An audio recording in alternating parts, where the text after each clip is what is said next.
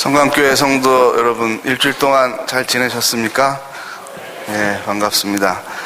네, 생각날 때 그때 또 말씀을 드려야 되니까 그 예배 직전에, 그러니까 한 10시 55분 정도부터는 좀 오르간 반주가 나오잖아요. 좀 침묵을 하시고 같이 기도를 좀 하시면 좋겠습니다. 그래서 여러분 마음밭을 위해서 기도해 주시고, 또 설교자인 저를 위해서도 기도해 주시고요, 찬양대를 위해서도 기도해 주시고요.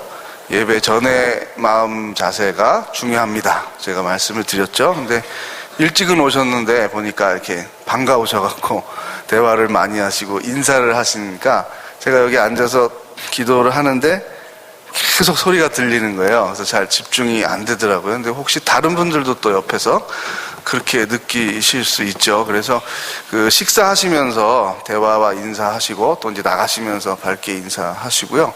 예배 전에는 좀 침묵하시는 가운데 예배에 집중할 수 있도록 이렇게 기도를 좀 해주시면 좋겠습니다. 예배에 관한 그 중요성, 제가 5번을 기획을 해서 말씀을 드리는데, 오늘 2번째 시간이죠. 지난 주일에는 예배가 무엇이고 예배가 왜 중요한지를 전체에 해당되는 말씀을 드린 것이고, 오늘부터는 뭔가 하면 예배 안에는 4가지의 요소가 있습니다. 그 4가지의 요소를 각각 하나씩 더 상세하게 말씀을 통해서 나누려고 합니다. 그 첫 번째가 성경 말씀의 중요성이죠. 2번째는 기도의 중요성입니다. 3번째는 찬양의 중요성. 4번째는 뭘까요? 네, 봉헌입니다. 봉헌의 중요성입니다. 그래서 말씀, 기도, 찬양, 봉헌, 이 4가지를 예배의 4요소라고 합니다. 그래서 익히 잘 아시고 계시는 것이지만 한번 다 같이 또 점검을 새롭게 해서, 우리가 익숙했던 것의 함정에 빠질 수가 있습니다. 그걸 이제 영어로는 이제 매너리즘이라 그래요. 그러니까 똑같은 거를 반복하는 가운데 내가 뭔가 더 생명력이 있을 수 있는데, 혹은 더 개선될 수 있는데, 좀 더 아름다워질 수 있는데, 그걸 모르는 거예요. 모르고 계속 그 방법에 빠져 있어가지고 이게 세상에서 최고다라고 생각하다가 보니까 자기도 기운이 없고 다른 사람도 기운이 없는 거, 그걸 이제 매너리즘에 빠졌다라고 말합니다. 예배와 신앙생활도 제일 두려운 거는요, 매너리즘입니다. 매너리즘에 빠지는 거예요. 예배의 모든 형식과 예전이 중요한데, 그 예배와 형식 가운데 내 마음을 긴장과 경외를 담지 않으면 매너리즘에 빠집니다. 종교개혁이 그래서 일어난 거죠. 로마 카톨릭이 굉장히 좋은 예전을 연구해서 가지고 있었는데, 나중에 거기에 혼이 담기지 않으니까 미사는 드렸지만 아무 은혜가 없고 감동도 없고, 거기다가 결정적으로 중요한 것은 자기의 알아들을 수 있는 말로 성경이 없었어요. 성경 말씀을 들을 수도 없고, 그럼 신부님이 설교하는 걸 들으면 되지 않습니까? 못 들어요. 듣기는 듣는데 못 알아들어요. 왜? 가톨릭의 미사의 규정은 라틴어로만 해야 됩니다. 지금 우리 성가대 찬양했잖아요. 찬양도 라틴어로만 해야 돼요. 제가 제일 처음 성강교회 설교하러 왔을 때 찬양대가 그 성체 찬가를 했다 그랬죠. 그게 원래 아베 베룸 코르푸스예요. 그게 뭐냐면 아베 마리아 많이 들어보셨죠? 아베는 거룩하다, 성 요한, 성 마리아 할 때 그 성이고, 베룸이라는 게 영어의 베리로 남아있는 거고, 베룸과 베리타스는 진실하다, 진리라는 뜻입니다. 코르푸스라는 거는 육체라는 뜻이에요. 그러니까 아베 베룸 코르푸스라는 거는 거룩하신 몸이다라는 뜻을 가진 거죠. 그러니까 독일 사람은 독일 말로, 프랑스 사람은 프랑스 말로 성경을 읽고 찬양을 해야 되잖아요. 그렇게 못하게 했어요. 전부 라틴어로 했어요. 근데 라틴어는 누가 아느냐? 철학과 신학을 전공한 사람만 알아요. 그럼 성도 중에 그걸 전공한 사람이 몇 명이나 되겠어요? 나머지는 다 못 알아듣는 거예요. 그러니까 라틴어로 설교하고 라틴어로 찬양하고 라틴어로 모든 예전이 돼 있었습니다. 하나님 우리에게 언어를 주신 목적은 하나님의 뜻과 의지를 알라는 거거든요. 하나님의 마음을 알라는 거거든요. 그걸 알기 위해서 주셨는데, 로마 카톨릭이 예전 가운데, 형식 가운데 그거를 닫아버렸습니다. 그래서 소통이 안 되는 거죠. 성경에 대한 지식이 없으니까 이단적인 교리를 만들어서 해도 성도들이 알지도 못하죠. 그래서 종교개혁 기념주일 때 제가 설교를 또 자세히 하도록 하겠습니다. 오늘 제가 말씀드리려고 하는 것은 하나님 우리에게 언어를 주신 가장 중요한 목적은 밥 먹었어요? 밥 먹어야죠. 뭐 좋아하세요? 된장찌개. 이걸 우리가 일상회화라 그러죠.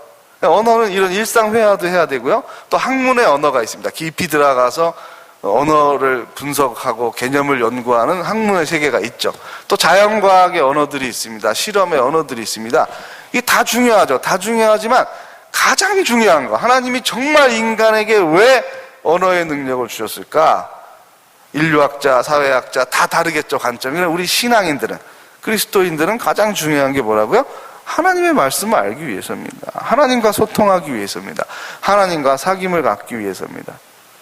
이것이 가능한 까닭은 하나님이 어떤 원리가 아니라 인격체이기 때문입니다. 인격체의 정의는 뭡니까? 지정의를 가지고 사귐을 가질 수 있는 존재입니다. 이 지라는 것은 이성적인 능력, 생각하고 사고하는 능력을 말하는 거죠. 정의라는 것은 슬프고 기쁘고 기분 나쁘고 좋고 하는 그런 감정을 말하는 거죠. 의라는 건 뭡니까? 결단하는 거예요. 내가 오늘 이거 해야지. 내일은 이 버릇을 고쳐야지. 이거 하지 말아야지 하는 부분이 의지죠. 이 다른 동물과 식물과 달리 사람들은 인격체다라고 말하면 이 세 가지를 가지고 있다는 거예요. 근데 이게 피조 세계에서 와서 발전을 한 것 같습니까, 여러분?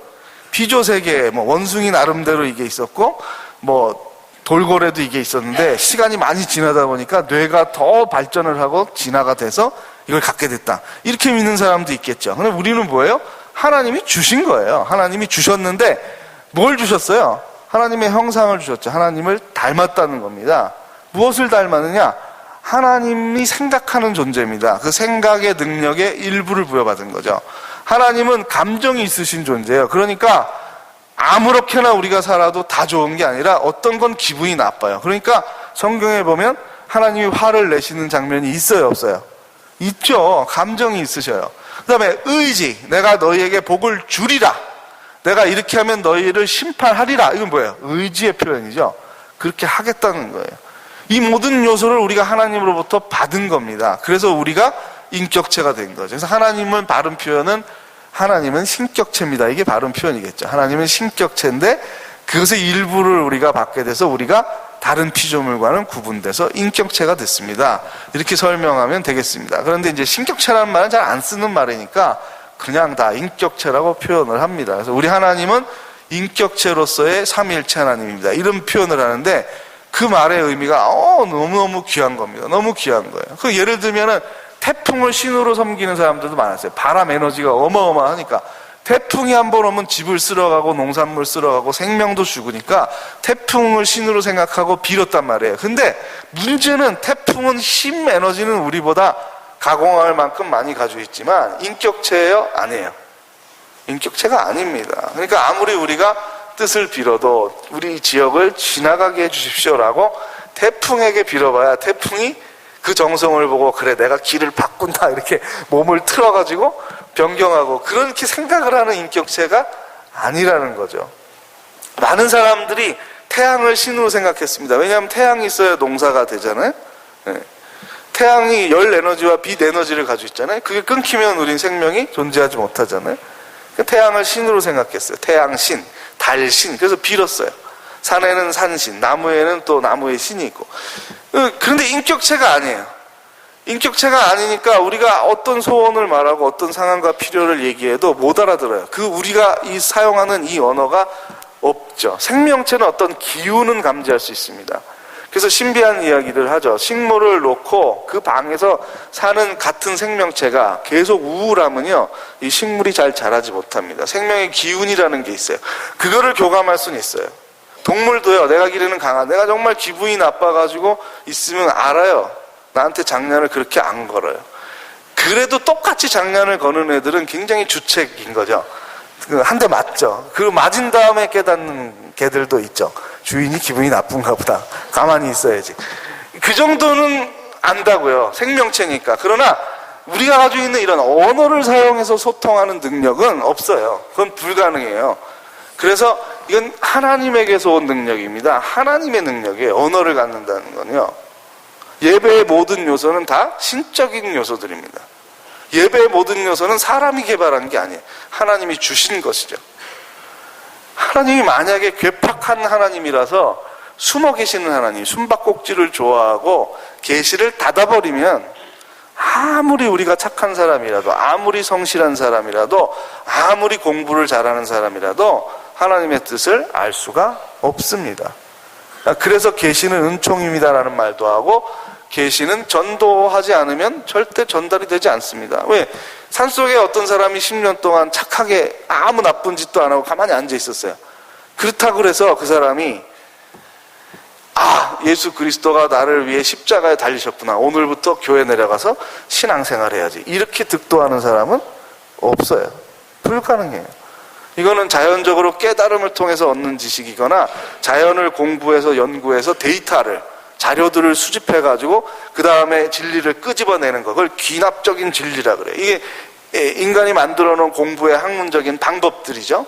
이거를 통해서 많은 알아낼 수 있는 것들이 있어요. 뭐 이런 기후가 오면 다음에 뭐가 되고, 이런 정도의 조짐이 보이면 다음에 비가 많이 오겠다, 이런 걸 이제 알 수는 있는 거죠. 하지만 이걸 아무리 공부한다 그래서 하나님이 우리를 사랑하신다, 이걸 알 수 있는 건 아니라는 거예요.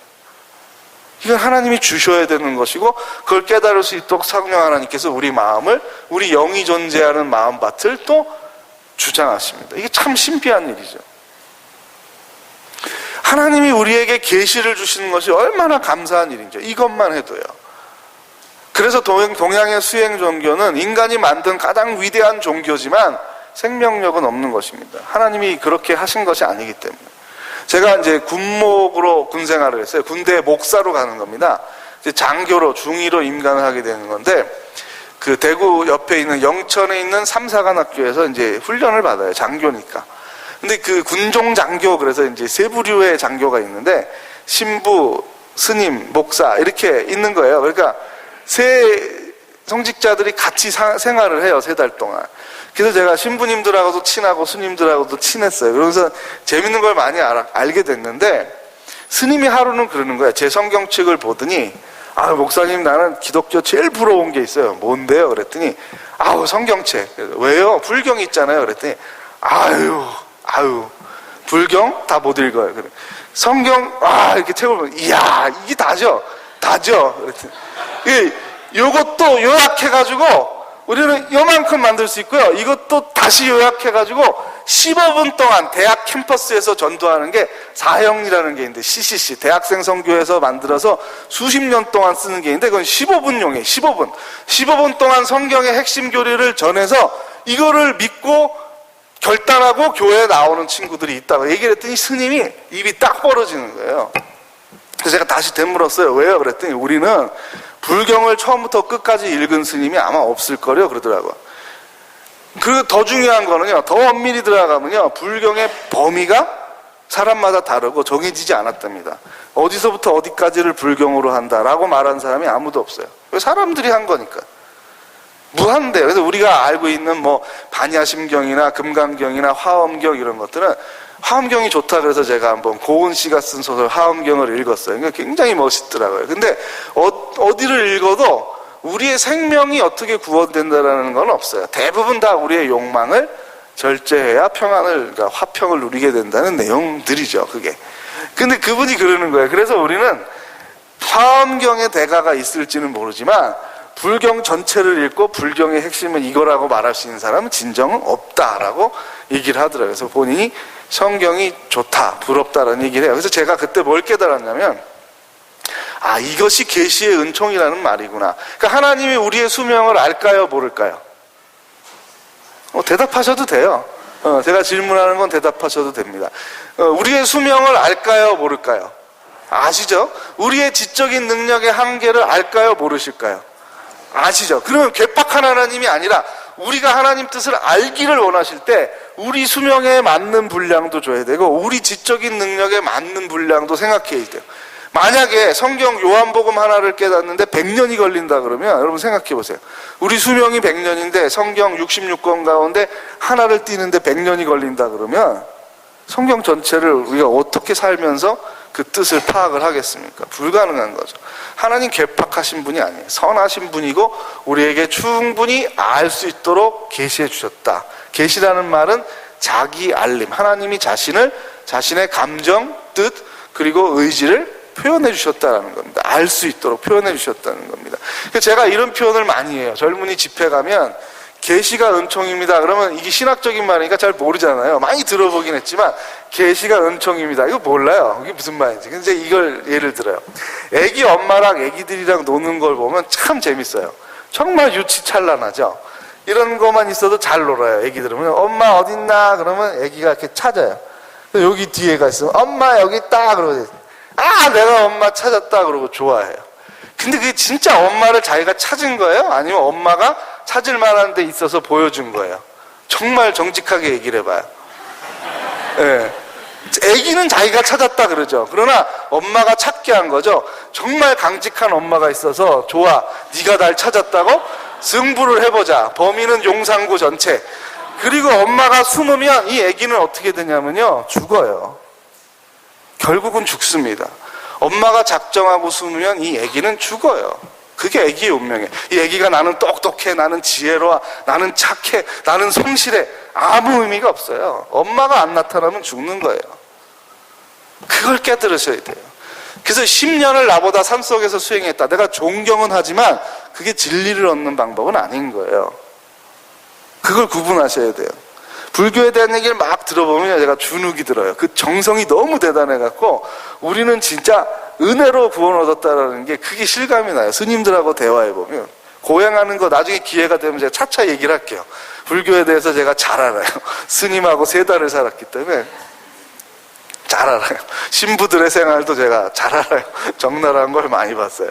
자, 근데 그게 주제는 아니고요. 네, 그게 주제는 아니고 하나님은 우리에게 알려주고 싶어 하신다. 그래, 우리의 언어로 성경을 읽는 게 맞는 거죠. 그러니까 종교개혁이 일어난 거죠. 종교개혁의 핵심은 자국의 언어로 성경을 번역해서 성경을 읽으라는 겁니다. 그리고 자국의 언어로 설교를 하라는 거죠.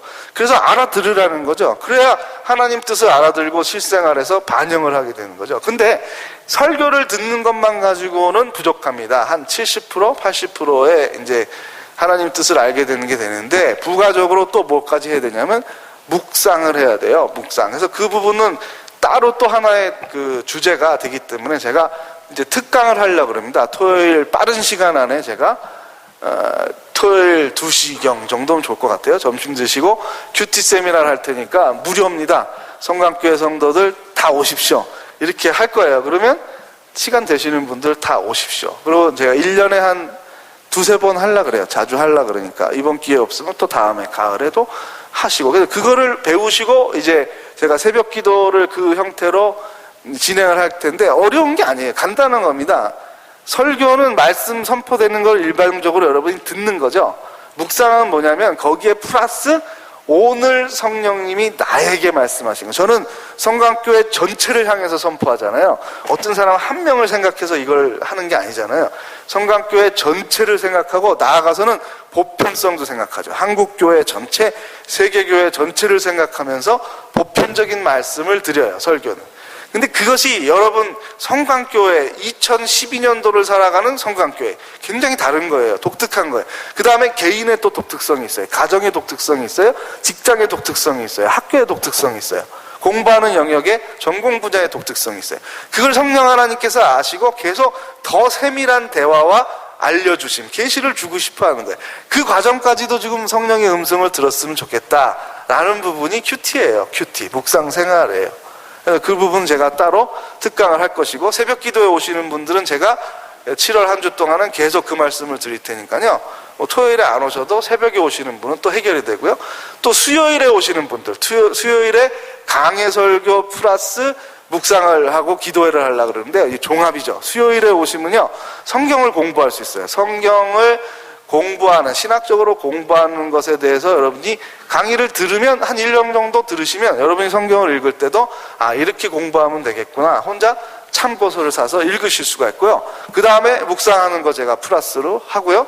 그 다음에 기도회를 좀 할 겁니다. 그렇게 수요 예배를 할 것이니까요. 여러분이 새벽 기도 오시거나 수요 기도 오시거나 금요 심야 기도 오시면 이 묵상에 대한 부분도 다 배우게 되고 해소가 됩니다. 이건 굉장히 중요합니다. 단적인 예로 그 김양재 목사님이라는 여자 목사님이 있는데 원래 신학을 한 분이 아니고 남편이 돌아가시고 나중에 늦은 나이에 그 큐티를 오래 하셨어요. 평신도로. 그 두란노선에서 하는 그 생명의 삶으로 큐티를 오래 하다가 큐티에서 너무 은혜를 받아갖고 본인이 큐티에 대한 책을 쓰고 신학을 해서 개척을 했어요. 희문고등학교 식당에다가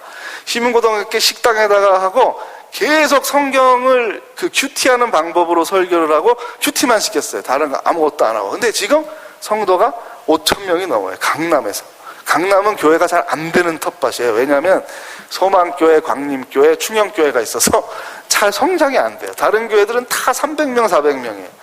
근데 그 교회는 우리들 교회인데요. 뭐 여러분 홈페이지에 가서 보시기도 하세요. 설교 들어보면 아주 간단해요. 성경 말씀 읽고 같이 묵상하는 거예요. 그 실천사항을 각자 적는 거예요. 그 방법으로 하는데도 젊은이들이 아주 상당히 몰려듭니다. 자, 묵상은 그래서 우리가 생각하는 것보다 이제 큰 의미가 있는데, 일단 설교도요. 설교가 제가 더 중요하죠. 70~80%의 의미가 있다 그랬죠. 자, 그래서 설교를 듣는 거에 대해서 제가 하나만 더 제안을 하면요. 주무시기 전에, 그러니까 주일날 여러분 오늘 예배 드렸잖아요. 주무시기 전에 5분에서 10분만 더 오늘 설교 들은 거, 우리는 이제 주보가 또 잘 돼 있잖아요. 주보에 설교 대지가 있지 않습니까? 그래서 1, 2, 3, 4, 5가 있고 뒤에 요지가 있습니다. 그러면 1, 2, 3, 4, 5를 보시면서 뭐 나이가 너무 드셔갖고 이게 보이지 않는다 하신 분도 있을 거예요. 그런 어르신들은 뭐 그냥 들으시기만 해도 되고, 이 글자가 보이고 펜을 쓸 수 있는 분들은 앞으로 펜을 가지고 다니세요. 꼭 성경에다가, 자기 성경에다가 이렇게 펜을 넣으시고, 뭐 색깔이 있는 거면 더 좋겠죠. 빨간색, 파란색. 그래서 중요한 게 있으면 메모도 하시고, 이제 제가 자주 성경 몇 장 몇 절을 주무시기 전에 읽어보십시오라고 하면 그 부분을 이제 적으셔서 주무시기 전에. 수요 예배 오신 분은 언제 하면 좋겠어요? 수요일 자기 전에. 금요시며 오신 분들은 언제 하면 좋겠어요? 금요일 자기 전에. 새벽기도 오신 분들은 그날 자기 전에. 항상 이 습관을 들이면 뭐 몇 달은 아무 차이도 안 날 것이고요. 1, 2년은 조금 차이가 날 것이지만 10년, 20년, 30년, 50년 신앙생활 해야 되는 분도 있다 그랬잖아요. 제가 옆으로. 그러면 차이가 많이 나게 되죠. 굉장히 내 마음밭이 좋아지고, 설교를 100을 준비해서 제가 해도 120, 130을 가져갈 수가 있어요. 어떤 분은 70, 60밖에 못 가져갈 수 있는 거고요. 그게 우리 말씀의 이제 밭을 내가 가꾸는 거예요. 말씀의 마음밭을 내가 가꾸며 저는 이제 씨를 공통적으로 뿌리는데 똑같이 열리지 않는다는 게, 그게 신비한 거죠. 그런 부분이 있어요. 그래서 그걸 우리가 긴장해서 이제 보는 겁니다. 그래서 오늘 중요한 포인트는 뭔가 하면요, 하나님이 선하신 분이고 신실한 분이라는 거예요. 우리에게 말씀을 가르쳐 주시기를 원한다는 거예요. 이게 우리의 마음밭이에요. 이게 접촉점이 돼야 돼요. 이거를 깊이 묵상해 보세요. 깊이 묵상해 보면 성경을 읽을 동기가 생기는 거예요. 성경을 왜 안 읽습니까? 시간이 없어요. 바빠요. 어려워요. 그 많은 이유도 있지만 가장 중요한 이유는 하나님이 나에게 이 뜻을 알려주고 싶어 하신다는 거에 대해서 충분한 묵상이 안 이루어진 겁니다. 특별히 김아무개, 이 아무개를 불러서 성령께서 너에게 이 말씀이 살아 움직이는, 정말 역사하는 말씀이 되기를 원한다. 이걸 다 가져가기를 원한다. 하나님이 그렇게 바라신다니까요. 그 바라시는 마음과 우리가 공감을 하는 거예요. 그래서 한번 따라해 보겠습니다. 하나님은 신실하셔요. 자, 요걸 기억하시고, 그러면 신실이라는 말 많이 들어봤는데 이게 뭐냐? 약속을 성실하게 지킨다라는 뜻이에요. 약속을 성실하게 지킨다. 근데 우리도 보세요. 사람과 사람, 친구와 친구, 애인과 애인, 부부와 부부가 약속을 하면 반복해서 그 약속을 어기면 기분이 좋아요, 나빠요? 기분이 나쁘죠. 그러면 여러분, 기분 나쁜 이유가, 잘 잊어버려. 너는 머리가 나빠. 기분 나빠. 내 아내가 머리 나쁜 게 나는 기분 나빠. 이건가요? 내 친구가 머리가 나빠. 기억력이 나빠. 그래서 기분 나빠. 이건가요? 아니죠. 나를 무시했어 라는 거잖아요. 나에게 관심이 없어. 우리의 관계에 대해서 정성이 없어. 그게 화나는 점이죠. 똑같아요. 하나님은 우리에게 신실하신 분이에요. 하나님은 신실하기 위해서는 마음밭이 있어야 되고요. 두 번째는 기억을 해야 돼요. 기억을 해야 되죠. 세 번째는 뭐예요? 기억을 했을 때 그것을 지킬 수 있는 능력이 있어야 돼요. 그러니까요, 우리가 마음으로는 연애할 때 자기 하늘에 있는 별을 따다 줄게, 이 마음은 진심이겠죠. 그러나 이 약속을 성실하게 이행할 수 있는 능력은 없어요. 하늘의 별을 따져줄 수가 없죠. 문학적인 표현이죠. 이만큼 내가 너를 사랑해. 또 우리가 지킬 수 없는 거, 나는 당신을 영원히 사랑할 거야. 이것도 내가 책임질 수 있는 말은 아니에요. 왜? 그 말이 진심이라도 어느 순간에 내가 늙게 되고 어느 순간에는 내가 죽을 테니까요. 그래서 더 정직한 기도는 이거죠. 하나님, 나는 정말 이 사람을 영원히 사랑하고 지켜주고 싶습니다. 그러나 나는 그 마음은 있어도 그 능력은 안 되니 그 마음도 계시고 능력도 갖고 계신 하나님께서 이 사람을, 우리의 자녀들을, 우리의 부모님을 이렇게 사랑해 주시기를 원합니다. 사실은 이게 정직한 기도죠. 그러니까 계속 기도해야 되는 내용이에요. 우리 부모님을 위해서 저는, 우리 부모님도 저한테 부탁하시고요. 저도 기도해요. 복된 죽음을 위해서, 감당할 만한 죽음을 위해서 기도해다오. 저는 그거 기도합니다. 우리 아버지, 어머니 돌아가시는 과정을 보면서 제가 상처받지 않게 해주시고요. 죽음과 천국에 대한 소망을 갖게 해주십시오. 우리 후손들이 그렇게 갖게 해주십시오. 이게 어떤 재산을 많이 물려받는 것도 좋지만 더 그것보다 우선되는 귀중한 유산이겠죠. 신실하심에 약속을 지킬 수 있는 능력. 제가 여러분에게, 자, 다음 주에 저한테 오시면 너무 성실하게 응답을 했기 때문에 제가 쓴 책을 사인해서 드리겠습니다. 김 집사님, 제가 이렇게 약속을 했어요. 다음 주에 김 집사님이 저를 찾아왔어요. 근데 제가, 왜 오셨죠? 이름은 벌써, 응? 목사님, 저한테 책 주신다 그랬는데 제가 책 준다 그랬습니까? 근데 여러분, 이게 반복돼 보세요. 반복되면 여러분이 저한테, 우리 목사님 신뢰를 못 하겠어, 이렇게 되는 거예요. 이게 굉장히 중요한 거예요. 신실하다는 게. 근데 때로는 제가 기억을 못할 수도 있겠죠. 마음은 진심이었어. 그러니까 항상 사람의 문제는 그거예요. 근데 하나님이 완전하시다는 건 뭐냐면, 하나님은 마음도 변하지가 않으시고 우리를 사랑한다, 아브라함과 네 후손들을 내가 복 주겠다라고 하면 그 마음이 바뀌지도 않지만 지킬 능력도 있다는 거예요. 그래서 하나님이 신실하신 분이에요. 그래서 우리가 하나님을 높이고 찬양하죠. 근데 그 신실하신 하나님이 우리에게 말씀을 주셨어요. 말씀을 주신 목적은 우리가 하나님을 알고 하나님과 사귀고 하나님의 뜻대로 살면서 행복하게 살기를 원하시는 거예요. 구원을 얻어 영생을 누리기를 원하시는 거예요. 가족들과 이웃들과 화평을 누리며 살기를 원하시는 거예요. 그 모든 내용들이, 뜻이, 하나님이 뭘 좋아하고 뭘 싫어하고 이런 건 경계해야 되고 이런 건 해야 되고, 이런 모든 내용들이 어디에 담겨 있어요? 성경에 담겨 있는 거예요. 그걸 제가 풀어서 오늘 우리 시대에 맞는 말씀으로 설교를 하는 거고요. 여러분들은 다시 그거를 받아서 오늘의 우리의 가정에서, 직장에서, 나의 삶에서 어떻게 이것을 실천하고 적용할 것인가를 계속 노력을 하는 거예요. 근데 우리의 노력으로 안 된다 그랬죠? 이렇게 말씀을 사모하는 자에게 성령께서 임하셔요. 이게 중요한 거예요. 이렇게 말씀을 사모하면 성령께서 자꾸 깨달음을 주셔요.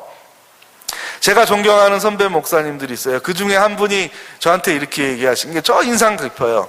야, 이거는 내가 설교 준비를 하는데 생각도 못했고 주석 체계도 없고 다른 선배의 설교를 들은 것도 아닌데 무릎을 내가 탁 쳤어. 무릎을 탁 쳤어. 그러니까 이분이 무릎을 탁 쳤어 하는 건 굉장히 중요한 표현이에요. 성령께서 깨닫게 주셨다는 거예요. 그 설교는 한 달, 두 달을 가요. 굉장히 놀라운 생명력을 가져요. 변화가 일어나요.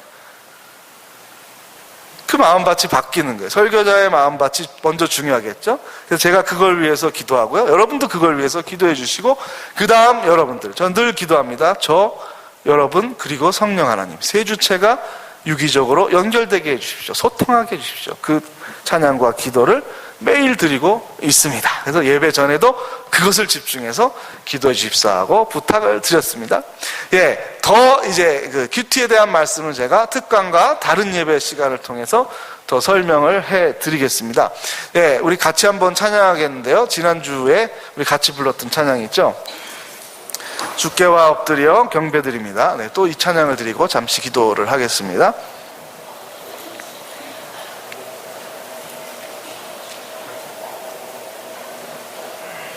그냥 뭐 이거 안 보셔도 될 거예요. 가사 간단히 이제 외우시고 거예요. 제가 불러드리겠습니다. 네. 주께와 엎드려 경배드립니다. 주께와 엎드려 경배드립니다. 주 계신 곳에 기쁨 가득 무엇과도 누구와도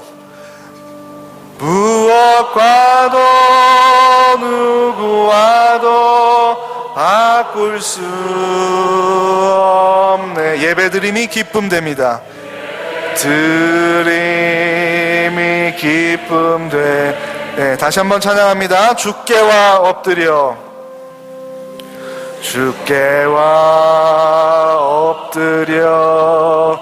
경배드립니다.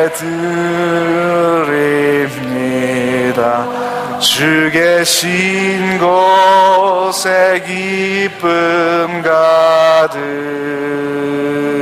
무엇과도 누구와도 바꿀 수 없는 예배드림이 기쁨됩니다. 네, 이 시간에 통성으로 기도할 때, 또 침묵을 원하시는 분들은 침묵으로 기도하실 때 하나님 우리에게 말씀을 계시하여 주신 것 감사합니다.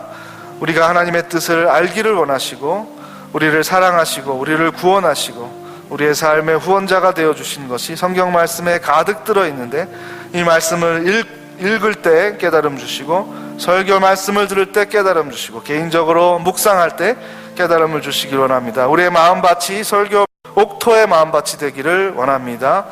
100을 준비했어도 120, 130을 가져가는 되게 해주시옵소서. 이 시간에 함께 잠시 기도를 드리겠습니다. 하나님, 예배의 귀중함을 말씀을 선포하는 가운데 오늘 설교의 중요성, 성경 말씀의 중요성을 성도들과 나눴습니다. 하나님, 우리에게 뜻을 알려주기를 원하시는 분이며 뜻을 계시하여 주신 분임을 감사를 드립니다. 우리의 제한된 수명과 우리의 지식의 한계를 아시는 하나님, 우리가 알아들을 수 있는 말씀으로 성경을 주신 것 감사를 드립니다. 예배 시간마다 선포되는 말씀을 통하여 깨달음 주시고 순종의 마음을 주시고 우리의 옥토의 마음밭을 가꾸어 주시기를 소원합니다. 우리의 성령 하나님께서 임재하는 우리 개인의 마음밭, 우리 성강교회 예배자들의 마음이 되기를 소망합니다. 말씀을 읽고 묵상하는 생활을 허락하여 주시기를 소망합니다. 성령의 깨달음과 감동을 주시는 우리의 모든 살아있는 예배가 되기를 원합니다. 우리들 예배뿐만 아니라 아기들의 예배, 어린이들의 예배, 청소년의 예배, 청년들의 예배에 임재하여 주옵소서. 모든 예배가 살아나는 성강교회가 되기를 소망합니다. 우리 예배를 기쁘게 받아 주시옵소서. 우리를 사랑하시는 신실하신 예수 그리스도의 이름으로 간구하며 기도하옵나이다. 아멘.